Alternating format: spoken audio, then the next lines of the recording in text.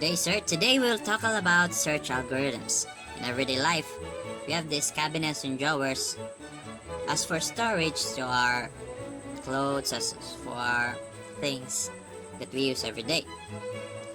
As we use them or wear them every day, we typically search them in different ways. We have this messy type searching and this neat type searching. So search algorithm can be also like that. And to be in line with programming, as for search algorithms is used in systems and other programs that in which it can search also this different information that we store in it. So search algorithms are designed to check, retrieve, add or delete elements from any data structure where it is stored. So as for today, we'll have an example of arrays. So today I will present you two of the many types of search algorithms. So I will just present two. First is one is the sequential search or the linear search. And the second one is the interval search, or most likely called binary search. Here's the basic one, which is the linear search. This is the basic but yet unpleasant. For storing data, this linear search is just plainly basic. Why? It has this left to right concept. If we imagine arrays from left to right, it is not sorted. When you say linear search, it is not sorted. That's why I say it is unpleasant, because the data that we put in this array is not sorted. So when you just randomly put data and you don't care about what will be the position of it, you can use linear search as for the basic one, because it is the most easy one to do and easier. And remember the left to right concept about this, because when we search in a linear way, we search from the first to last element. That's what you will always think about. That is the left to right concept of it, of an array or an index of an array. So remember that linear search will only searching from the first to last. The linear search, it searches all. So when we say hundreds of persons or things, it searches all of them. What if we will search the 99th one? So it takes a lot of time. And also, it has a time complexity of O parentheses, then inside of the parentheses n. So typically it is O then parentheses on. It is basically called a read by on. The second one will be the interval or the binary search.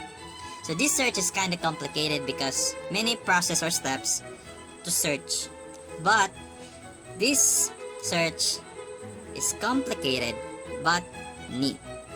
This is complicated or yet neat. Why?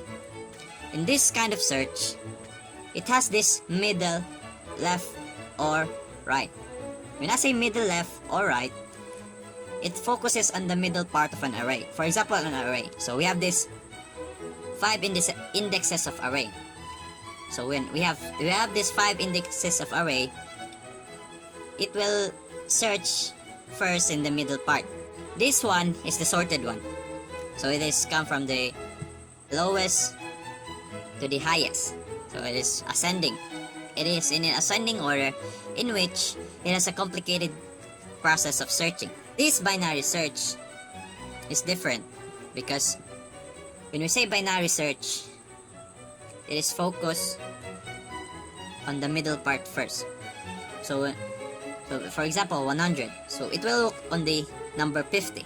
But if for example, you are looking the 99th number, so it will first scan the middle part. So if what you're looking for is higher than 50, so it will search this part, which is 50 to 100, because 90 is greater than 50, so it will search 50 above, because it will then take to the 99 index.